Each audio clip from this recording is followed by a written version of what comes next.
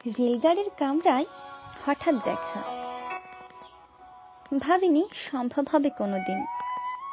আগে ওকে বারবার দেখেছি লাল রঙের শাড়িতে, ডালিম ফুলের মতো রাঙা।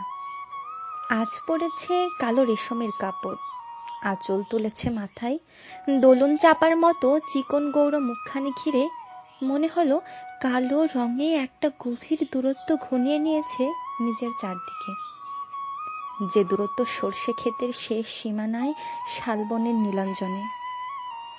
থমকে গেল আমার সমস্ত মনটা। চেনা লোককে দেখলেম অচেনার গাম্ভীর্যে। হঠাৎ খবরের কাগজ ফেলে দিয়ে আমাকে করলে নমস্কার। সমাজবিধির পথ গেল খুলে। আলাপ করলাম শুরু, কেমন আছো, কেমন চলছে সংসার ইত্যাদি।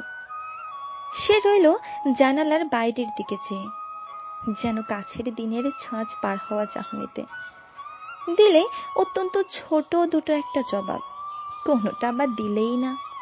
বুঝিয়ে দিলে হাতের অস্থিরতায় কেন এসব কথা, এর চেয়ে অনেক ভালো চুপ করে থাকা।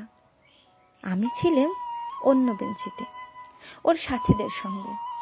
একসময় আঙুল নেড়ে জানালে কাছে আসতে, মনে হলো কম সাহস নয়। বসলুম ওর এক বেঞ্চিতে। গাড়ির আওয়াজের আড়ালে বললে মৃদুস্বরে, কিছু মনে করো না, সময় কোথা সময় নষ্ট করবার। আমাকে নামতে হবে পরের স্টেশনেই, দূরে যাবে তুমি, দেখা হবে না আর কোনোদিনই। তাই যে প্রশ্নটার জবাব এতকাল থেমে আছে শুনবো তোমার মুখে, সত্য করে বলবে তো? আমি বললাম বলবো। বাইরের আকাশের দিকে তাকিয়ে সে শুধলো, আমাদের গেছে যেদিন একেবারে কি গেছে, কিছুই কি নেই বাকি। এতটুকু রইলেম চুপ করে।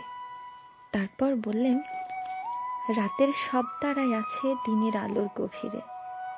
খটকা লাগলো, কি জানি বানিয়ে বললাম নাকি। ও বললে, থাক এখন যাও ওদিকে। সবাই নেমে গেল পরের স্টেশনে, আমি চললাম একা।